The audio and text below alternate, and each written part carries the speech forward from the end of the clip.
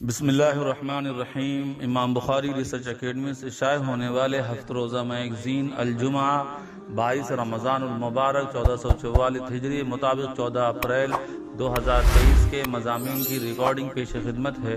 الحمدللہ رب العالمین وبہ نستعین، اما بعد۔ شب قدر، صدقہ فطر اور اعتکاف، مولانا محمد فرید حبیب ندوی، مولانا محمد خالد ضیاء صدیقی ندوی۔ رمضان کا ایک ایک دن بڑا قیمتی ہے، مگر ہم میں سے اکثر لوگ اسے سرسری گزار دیتے ہیں۔ ہونا تو یہ چاہیے کہ ہم رمضان کا ایک ایک لمحہ خوب سوچ سمجھ کر اور زیادہ سے زیادہ خیر کا کام کر کے گزاریں۔ ہماری زندگی میں کئی رمضان گزر گئے، یہ بھی گزر جائے گا۔ سوچنے والی بات یہ ہے کہ ہمارا رمضان گزر کیسا رہا ہے؟ کیا ہماری زندگی میں کوئی تبدیلی آئی ہے؟ ہمارے اندر آخرت کی فکر پیدا ہوئی؟ دل میں تقوی آیا؟ توبہ اور استغفار کی توفیق ہوئی؟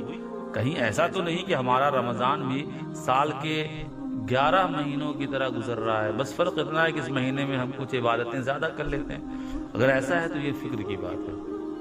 اصل یہ ہے کہ رمضان میں ہمارے دل کی کیفیت بدل جائے، اس میں اللہ کی محبت اور آخرت کی فکر آ جائے۔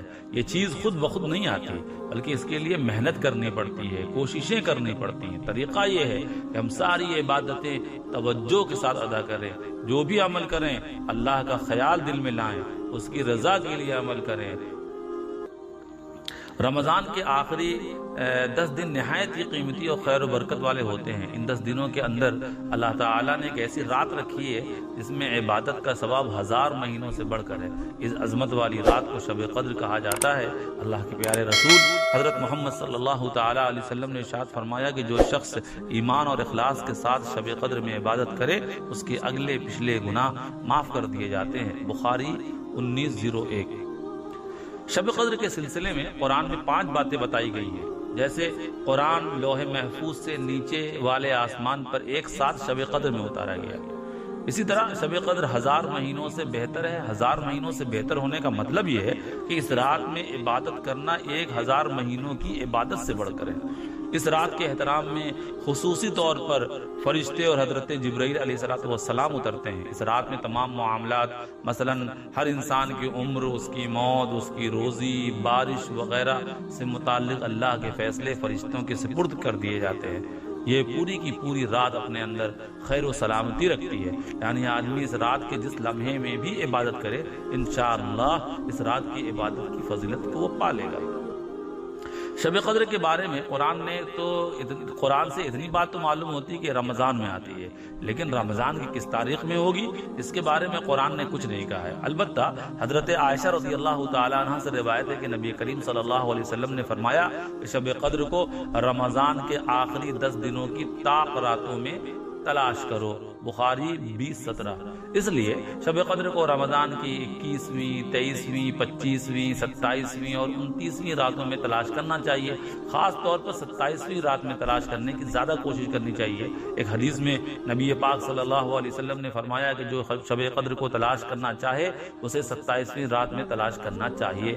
مسند احمد 4808۔ شب قدر میں خوب عبادت کرنی چاہیے، نماز، تلاوت، مختلف ذکر و اذکار میں مشغول ہونا چاہیے۔ خاص طور پر دعا کا اہتمام بہت کرنا چاہیے۔ اما عائشہ رضی اللہ تعالی عنہا نے نبی کریم صلی اللہ علیہ وسلم سے پوچھا کہ اگر میں شب قدر پالوں تو کون سی دعا کروں؟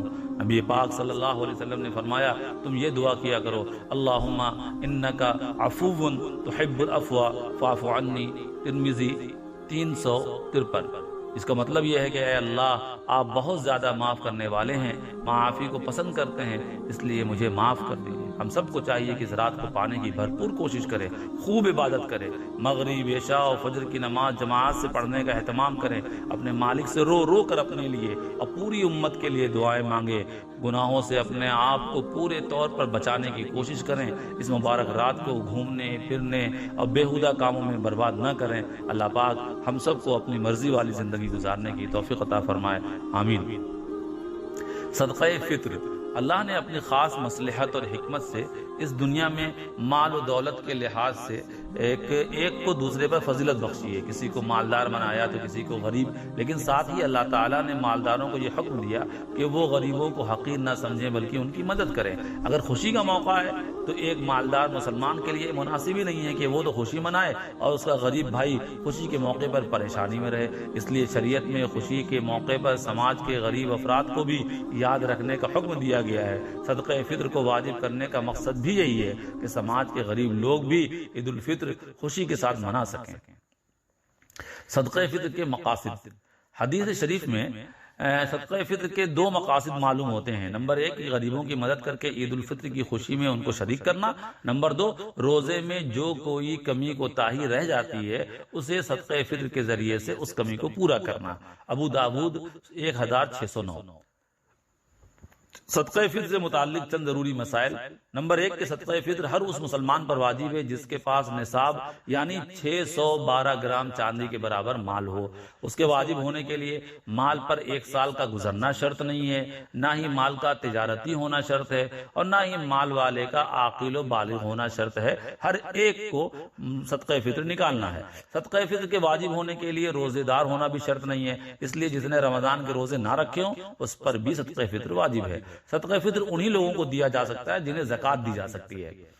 رمضان المبارک شروع ہونے کے بعد کبھی بھی صدقہ فطر ادا کیا جا سکتا ہے، البتہ عید الفطر سے پہلے ادا کر دینا زیادہ بہتر ہے۔ اسی طرح عاقل بالغ اولاد کی طرف سے صدقہ فطر ادا کرنا باپ پر ضروری نہیں ہے، لیکن اگر باپ صدقہ فطر ادا کر دے تو ادا ہو جائے گا۔ نابالغ بچے کے پاس اگر نصاب کے برابر مال ہو تو ان کے مال سے صدقہ فطر ادا کیا جائے گا، اور اگر نصاب کے برابر مال نہ ہو تو ان کے والد ان کی طرف سے ادا کریں گے۔ صدقہ فطر میں گیہوں، کھجور، کشمش، پنیر، جو میں سے کوئی بھی چیز دی جا سکتی ہے۔ گیہوں سے نکالنا ہو تو 2.25 کلو یا اس کی جو قیمت بنتی ہو اس کے حساب سے رقم ادا کی جائے گی۔ اگر کھجور، کشمش، پنیر، جو سے نکالنا ہو تو 3.5 کلو یا اس کی جو قیمت بنتی ہو اس کے حساب سے رقم ادا کر دی جائے۔